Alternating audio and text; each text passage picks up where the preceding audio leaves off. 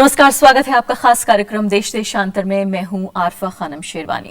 Penguin India ने अमेरिकी लेखिका वेंडी डोनिगर की किताब the Hindu an alternative history की सभी कॉपीज को वापस लेने का फैसला किया है। उन्हें बाजार में भी नहीं रहने दिया जाएगा, यानी कि अगर आप इस किताब को खरीदना चाहेंगे तो आप नहीं खरीद सकते।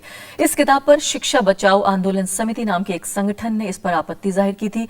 हालांकि मामला अदालत के बाहर ही तय हो गया है, यानी कि जिसको technically out of court settlement कहा जाता है, ये हुआ है। लेकिन इस किताब में खासकर जिन हिस्सों पर आपत्ति थी उसमें आरएसएस को बीजेपी का उग्रवादी हिस्सा या मिलिटेंट विंग बताया गया और महात्मा गांधी का हत्यारा भी आरएसएस को बताया गया है। पेंगुइन इंडिया का यह समझौता आखिर क्या संकेत देता है? सवाल यह है कि क्या इस रोक के साथ भारत, जो कि दुनिया का सबसे बड़ा लोकतंत्र है, यहां उदारवादी विचार या जो आजाद ख्याल है उनका गला घुट रहा है?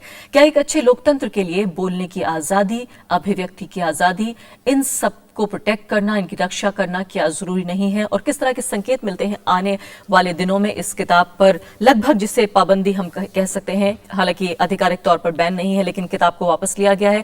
अपने कुछ खास मेहमानों के जरिए इस मुद्दे को हम समझने की कोशिश करेंगे कि किस तरह से जो एक इंडिपेंडेंट और लिबरल थिंकिंग है भारत में, उस पर किस तरह का असर पड़ेगा। मेरे साथ कई खास मेहमान मौजूद हैं। मेरे साथ हैं जाने माने मशहूर लेखक अनुराग माथुर, इसके अलावा प्रोफेसर आदित्य मुखर्जी हैं जो कि जेएनयू में हिस्ट्री पढ़ाते हैं। मेरे साथ शिवम विज हैं जो कि लेखक हैं और साथ ही ब्लॉगर भी हैं। और मेरे साथ एक और खास मेहमान ओम थानवी हैं जो कि एडिटर हैं जनसत्ता अखबार के, और साथ ही मोनिका अरोड़ा से भी हम बातचीत करेंगे। वकील हैं वो और शिक्षा बचाओ आंदोलन समिति यानी कि वो संस्था, वो ऑर्गेनाइजेशन जिसने इस किताब पर आपत्ति जाहिर की है, उससे जुड़ी हुई हैं। सभी मेहमानों का बहुत बहुत स्वागत है। सबसे पहले प्रोफेसर मुखर्जी, मैं आपसे शुरुआत करना चाहती हूँ कि इस किताब पर, जिसको हम बैन भी नहीं कह सकते और वो किताब पढ़ने को भी नहीं मिलेगी, इसको हम तकनीकी रूप से किस तरह से देखें? देखिए, इसको तो हम बहुत ही दुर्भाग्यपूर्ण एक वाकया कहेंगे, जहाँ की एक बहुत ही वेल नोन और एक्सपर्ट राइटर की एक किताब है, जिसको आप बिल्कुल एक संकीर्ण मानसिकता की वजह से आप इसको बंद कर दे रहे हैं। और ये जरूरी है कि कौन बंद करवा रहे हैं। ये जिस संस्था की आपने बात करी, उनके जो जनरल सेक्रेटरी हैं वो दीनानाथ बत्रा जी हैं। वो आरएसएस के हैं। वो आरएसएस के जो विद्या भारती करके जो उनकी ऑर्गेनाइजेशन है, उसके अध्यक्ष रहे हुए हैं। और ये पहली बार ही नहीं, भारत में जब ये सिर्फ एक इनकी किताब की बात नहीं है। 2001 में भी जब और पहले भी इन्होंने किया था, जब ये हिस्ट्री के टेक्स्ट बुक्स लिखे गए थे, भारत के सबसे जानकार हिस्टोरियंस को चुना था सरकार ने, कहा कि आप बच्चों के लिए लिखिए, जिनके नाम आप मतलब हर एक के मुंह में, जैसे कि रोमिला थापर, सतीश चंद्र, बिपिन चंद्र, इनसे किताबें लिखाई गई 5वीं 6ठी कक्षा के बच्चों के लिए। ये उन्होंने हटवा दिए, ये कह के कि वो हिंदू सेंटिमेंट्स को हर्ट करते हैं। और उसके लीडरशिप में ये दीनानाथ बत्रा थे। तो यही वही संकीर्ण मानसिकता है जो अब फिर से वापस आ रही है, और ये खतरे से खाली। लेकिन जो पेंगुइन इंडिया की अगर साइकोलॉजी समझने की कोशिश करें कि आखिर वो क्यों इस पूरे फसाद में पड़ा है, या क्या वाकई एक डर की वजह है कि कहीं ऐसा ना हो कि सरकार बीच में आ जाए और पूरा का पूरा जो उनका कारोबार है वो ठप हो जाए? आपको लगता है कि अभिव्यक्ति की आजादी का मामला या बोलने की आजादी का मामला, जाहिर है कि वो नहीं समझते कि ये जिम्मेदारी उनके ऊपर है? मुझे ये तो बिल्कुल ही दुर्भाग्यपूर्ण बात है, क्योंकि पेंगुइन की जो हिस्ट्री रही है ओरिजिनली, मतलब आप 50-60 से देखेंगे, रेडिकल लिटरेचर जो है वो पेंगुइन में आया करता था, और जो कोई नहीं छापता वो पेंगुइन छापता है। कम्युनिस्ट लिटरेचर छापते थे अमेरिका में बैठ के, ठीक है। तो उस समय जबकि वहां पे मकार्थिज्म चल रहा था, इसलिए तो मुझे तो बहुत अजीब लगता है कि पेंगुइन ने वो ट्रेडिशन कहाँ छोड़ दिया। हम लोग खुद पेंगुइन के लिए लिखते हैं, कल को हमारी किताब पे अटैक हो गया, जो जिसको ये गलत कह रहे हैं वो तो हमने अपनी किताबों में लिखा हुआ है। इसमें अगर आप इसको अटैक करेंगे तो सबसे पहले तो सरदार पटेल और जवाहरलाल नेहरू को अटैक करिए, क्योंकि उन्होंने कहा था कि आरएसएस एक उग्रवादी संस्था है। अनुराग माथुर कुछ कह रहे हैं जी। See, the thing is that Penguin did try its best. It has fought this case for 4 years in the courts. Now, when after that it still has not succeeded, they could have appealed to a higher court, but I said they probably felt, why is it not worthwhile for just one book? आपको क्या लग रहा है कि क्या penguin को हमारी अदालतों पे विश्वास नहीं है? जिस तरह से अदालतें हमने देखा है कई बार, खासकर लॉ कोर्ट्स जो हैं वो राइटर्स के, लेखकों के सपोर्ट में नहीं खड़ी हुई हैं। It is hard to say. There are many kinds of courts as there are judges. There needs to be a clear stand taken by the Supreme Court that this is the law and this is what. Now the government is allowed to impose reasonable restrictions on books. They can ban certain books. It's not unlimited the way it is in the United States. They can ban certain books. They have not done so in this case. The government has not been involved in this case at all. So the government cannot be blamed for this. But Penguin itself, it is a commercial organization. They are vulnerable. They fear violence. You're seeing what is happening in Maharashtra with people like the MNS and so नहीं, on. आपने एक खास word इस्तेमाल किया vulnerable, आपने कहा है कि तो ये वल्नरेबिलिटी जो है, क्या ये एक तरह का जो माहौल भारत में पैदा हो रहा है, एक लिबरल थिंकिंग के जो आजाद ख्याल, उसके विरोध में, उसकी मुखालफत में जो एक माहौल तैयार हो, क्या क्या ये I don't think we should vulnerability? expand it too much. This has only happened 5 or 6 times. It is not as though it is a very major नहीं, आप किताब trend. छोड़ दें, आप अगर फिल्मों का जिक्र करें, आप आर्ट का जिक्र करें, एम एफ हुसैन को पूरी जिंदगी Books, अपनी I'm talking about books. नहीं, मैं ये I'm कह रही हूँ कि talking लेकिन जो हम अगर फ्रीडम ऑफ एक्सप्रेशन की हम बात करते हैं तो ये सब ये एक्सप्रेशन के तरीके हैं। it has become a means of seeking publicity. Every film that comes out, someone files a case. When Jodha Akbar came out, someone filed a case against the director for waging war against the Indian state. Now, this kind of thing, either whether they're looking for money, whether they're looking for publicity, that's not clear. But every film faces this problem. Books is less as yet because books is a small market. But let's not make it appear as though it is such a major trend that publishing itself is under threat. It's nothing as ऐसा major नहीं है, as लेकिन that, मैं but बात needs कर रही to हूँ be in general, stopped. मैं एक्चुअली अनुराग माथुर मैं बात कर रही हूँ जनरल जो फ्रीडम ऑफ एक्सप्रेशन है उसकी क्या स्थिति है भारत में, उसकी स्टेट क्या है फिलहाल। ये किताब इसका एक तरीका है जरूर कि ये अभी प्रकाश में आया है, लेकिन इसके अलावा अगर हम देख लें, साडा हक एक गाना था मशहूर, उसमें सिर्फ एक तिब्बत के झंडे पर इतना एतराज किया गया कि उसको ब्लर करना पड़ा। तो क्या ये सरकार ने जो नहीं कर रही है, क्या अदालतें भी हमें कहीं ना कहीं This डिफीट is कर रही है parallel हमें? with the rise of the media. So much publicity is given to these to the smallest possible protests by groups no one has heard of. They are what are called letterhead organizations. That you print a letterhead and 5 people turn up and it appears as though it is a national issue. Ji. It is not like that.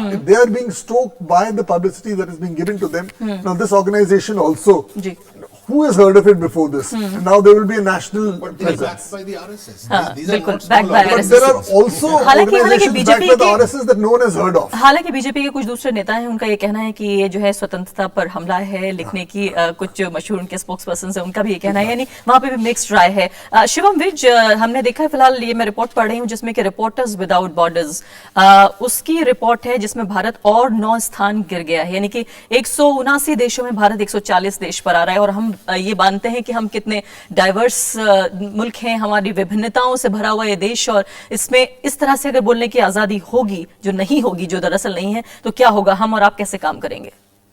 देखिए, अभिव्यक्ति की स्वतंत्रता जो भारत में कम होती जा रही है, वो ऐसे कम हो रही कि हमें पता भी नहीं चल रहा है।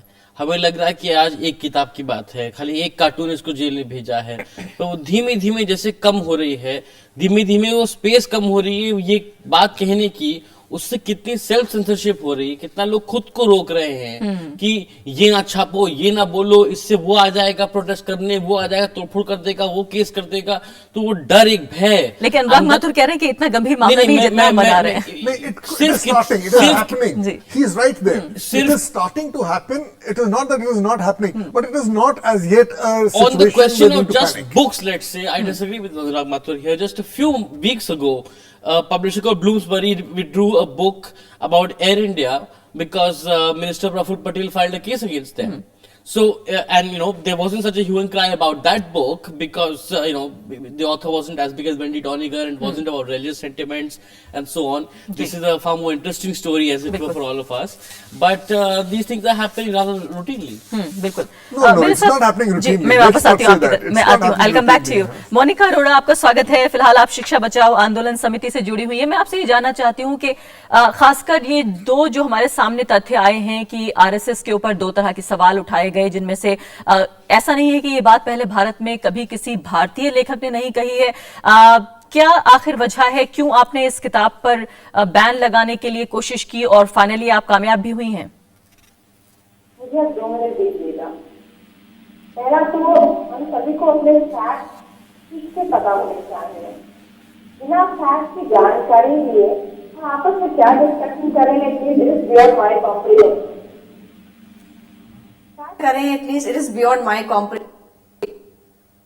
में फ्रीडम फाइटर्स को डिफेंड किया गया था, वेंडी डॉनिकर की हिंदूज एंड ऑल्टरनेटिव हिस्ट्री। इसमें कहा गया है कि विवेकानंद और गांधी वो मोनिका अरोड़ा, हम आपकी आवाज बहुत साफ हमारे पास नहीं पहुंच रही है। हम एक बार फिर आपके पास आने की कोशिश करेंगे। इस बीच ये तकनीकी जो गड़बड़ी है उसको सुलझाने की कोशिश करेंगे। ओम थानवी, ये बताइए कि ये मामला क्या वाकई जिस तरह से अनुराग माथुर कह रहे हैं कि उतना भी गंभीर नहीं है, लेकिन शिवम विज मानते हैं कि दरअसल ये सिर्फ एक संकेत के तौर पर, एक बानगी के तौर पर हमारे सामने आ रहा है। बहुत कुछ ऐसा हो सकता है जहां पर जो हमारे अंदर ही अंदर एक खौफ पैदा हो रहा है। हो सकता है जो सवाल मैं अभी पूछ रही हूं कल वो पूछने की मुझे आजादी ना हो, जो एडिटोरियल आप अपने अखबारों में लिख रहे हैं उसको लेकर भी एक झिझक पैदा हो। देखिए, ये हमारे यहाँ पे कितनी ही घटनाएं ऐसी घट गई हैं और जागरूक समाज हमारा इसको लेकर के बहुत उद्वेलित अब भी नहीं होता है कि जब देखें कोई संस्था उठ खड़ी होती है और ये जाहिर करती है कि ये हम कितने असहिष्णु हैं या कितने असहनशील हैं। असली बात असहनशीलता और असहिष्णुता के इजहार की है। किताबें लिखी जाती हैं, अगर आप उस किताब को रोकने के लिए कोई संस्था अगर आंदोलन कर रही थी तो मैं आपको बड़ी मजेदार बात बताता हूं कि आज वो खबर अखबारों में छपने के बाद में वो किताब इस तरीके से इंटरनेट के ऊपर वितरित हो रही है, वो किताब शायद कभी भी उतनी नहीं पढ़ी जाती जो अब पढ़ी जाएगी। तो अगर वो लोग, तो मैं उन लोगों को मूर्ख मानता हूं जो एक तथ्य को लेकर, तथ्य की गलती करने का अधिकार भी लेखक का है, इसमें बात नहीं है। हमारे यहाँ ये लोग मानते हैं कि जो गोडसे थे अगर वो आरएसएस के नहीं थे लेकिन हिंदू मानसिकता तो उनकी थी, और ये भी लोग जानते हैं कि आरएसएस जो है वो किस तरीके से महात्मा गांधी से, आज भी कई लोग उनमें आपको मिलेंगे जो घृणा करते हैं, वो चाहे इजहार उस ढंग से न करें, लेकिन अगर तथ्यात्मक तौर पे अगर उनको आरएसएस के करीब बताया गया, एक तथ्यात्मक भूल है, लेकिन उसको लेकर के आप पूरी किताब को, हालांकि वो किताब जितने पन्ने आज मैं उसके पलट सका वो कोई बहुत बड़ी किताब नहीं है,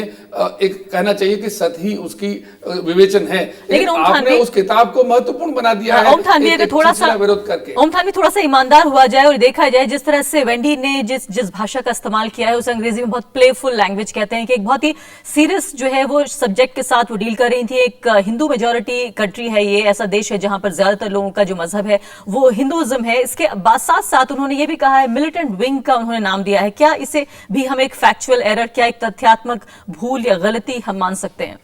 देखिए, जब गांधी जी जिंदा थे और हम उनको महात्मा मान चुके थे, उस वक्त गांधी जी के बारे में कार्टून बनते थे, छपते थे। इसका मतलब ये हो कि हम जिनको महात्मा मानते हैं आप उनको इस तरीके से पेश न करें या आप उनका मजाक बनाते हैं। मेरे ख्याल में सवाल ये है कि चीज़ों को कहाँ पे आप कितनी गंभीरता से लें और कितना उसको दरगुजर कर दें।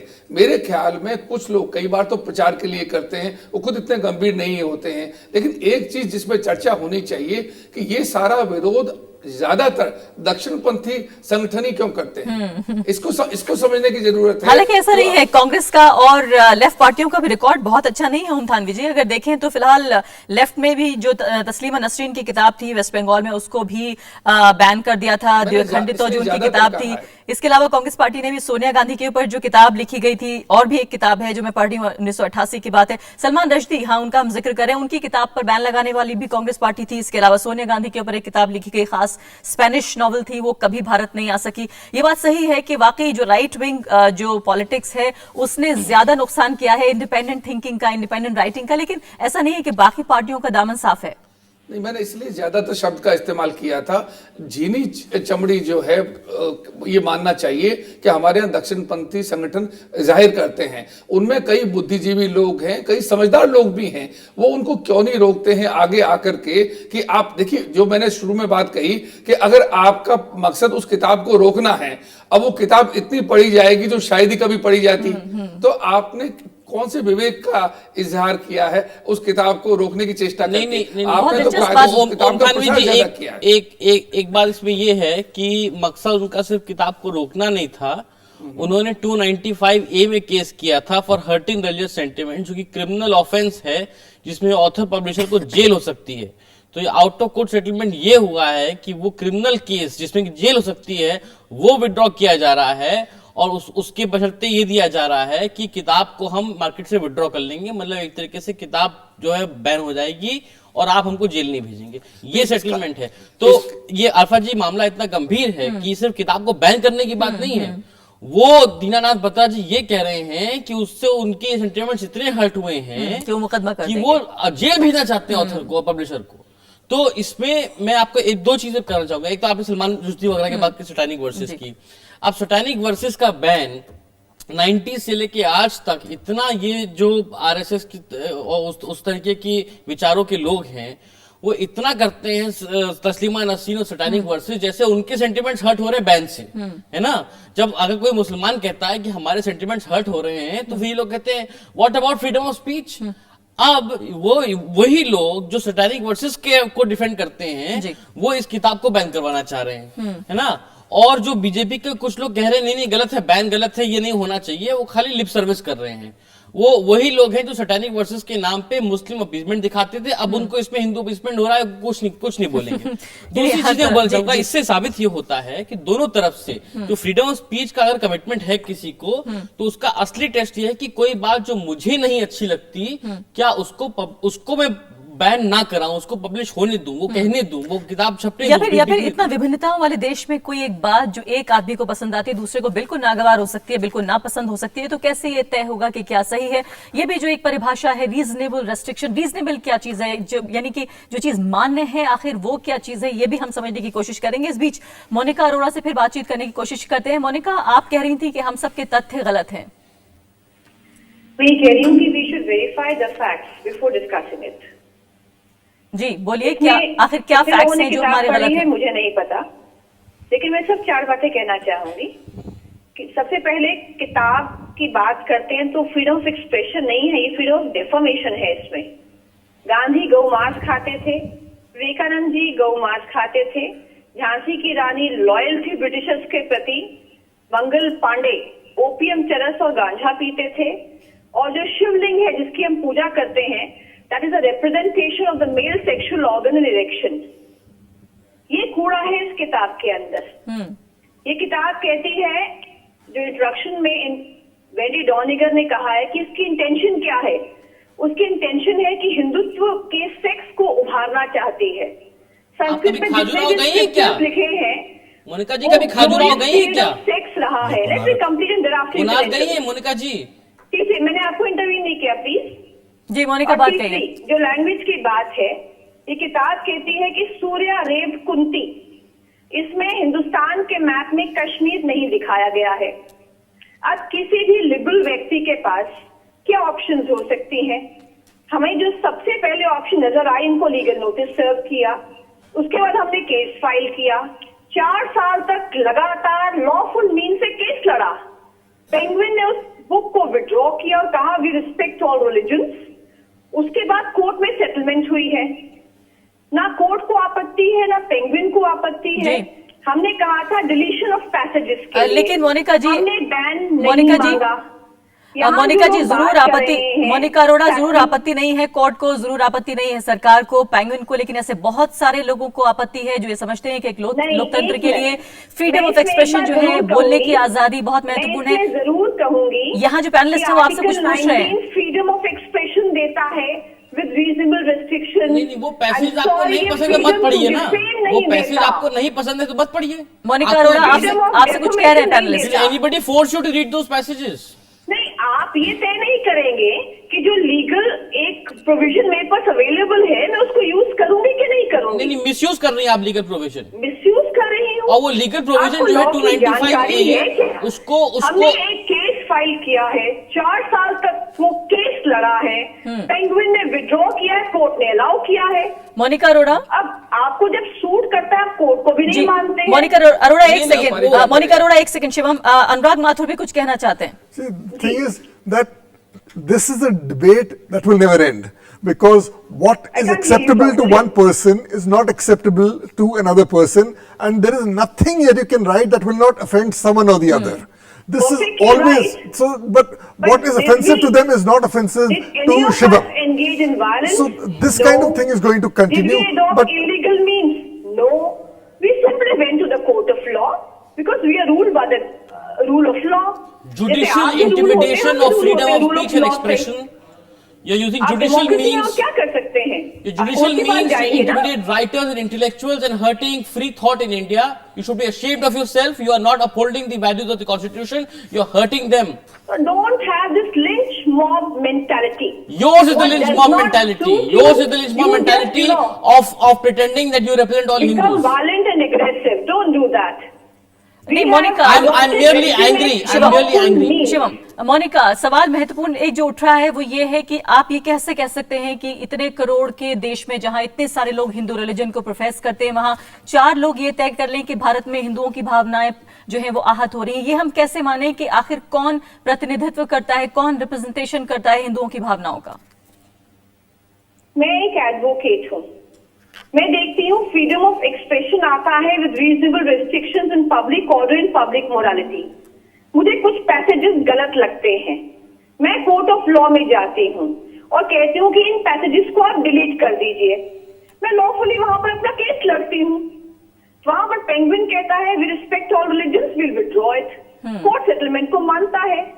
आप बताइए हमने गलती कहाँ लेकिन की? मोनिका, बात यहाँ पर ये हो रही है और कि कौन सा आप हो means सकता है available है हमारे पास? मोनिका, बात ये हो रही है कि हो सकता है आपने हिंसा का इस्तेमाल ना किया हो, आपने वायलेंस ना किया हो, लेकिन आपने हो कहीं ना सकता कहीं नहीं, एक हमने कानून, नहीं किया। लेकिन Monika, This was the only option बिल्कुल available to मोनिका, us. लेकिन ऐसा भी तो है कि आपने कानून का इस्तेमाल करके या कानून के एक कमजोर हिस्से का इस्तेमाल करके आपने लोगों को कहीं ना कहीं वो राइटर्स जो लिखना चाहते हैं, जो अपनी बात कहना चाहते हैं, उनके दिल में खौफ पैदा करने की कोशिश तो की है।